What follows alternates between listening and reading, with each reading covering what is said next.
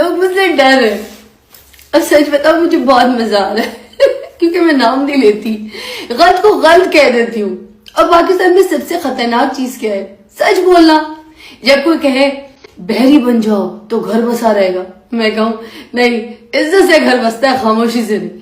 جب کوئی جھوٹے سونے کو سچا بتائے، میں کہوں بھائی سونا بھی اصلی ہو اور بات بھی.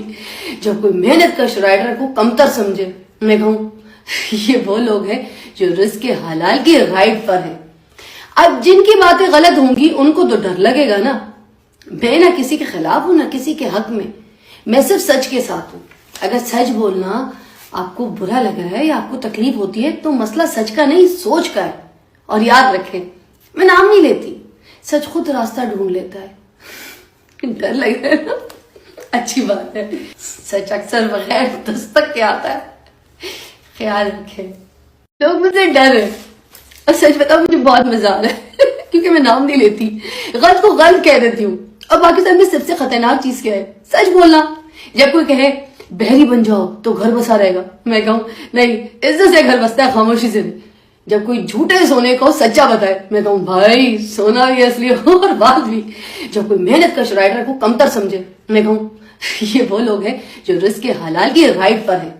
اب جن کی باتیں غلط ہوں گی ان کو تو ڈر لگے گا نا. میں نہ کسی کے خلاف ہوں نہ کسی کے حق میں صرف سچ کے ساتھ ہوں. اگر سچ بولنا آپ کو برا لگ رہا ہے یا آپ کو تکلیف ہوتی ہے تو مسئلہ سچ کا نہیں سوچ کا ہے.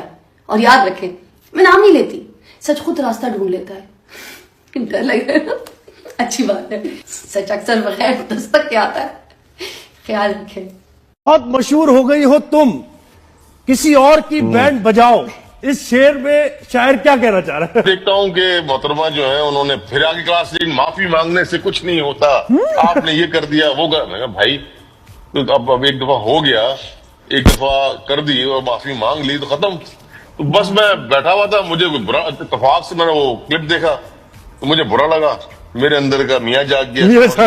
نہیں کیوں نہیں، میں تو I really respect you for this Yasir کہ واقعی اپنی بیوی کے لیے سٹینڈ لینا، بولنا ایسے